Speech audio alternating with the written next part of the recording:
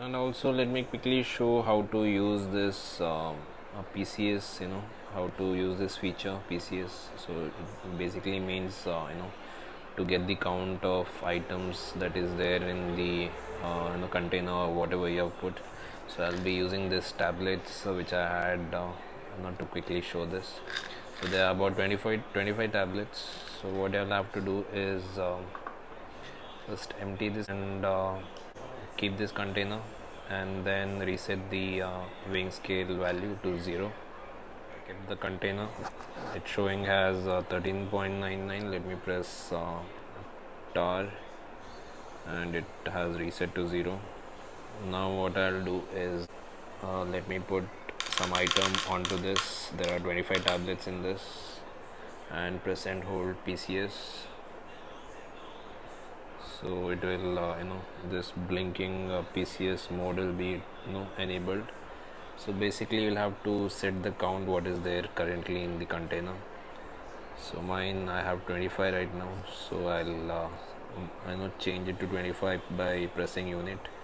If it is 50, you can just change it using this unit button. And once you set that, you need to press this PCS to confirm it. So it will be confirmed.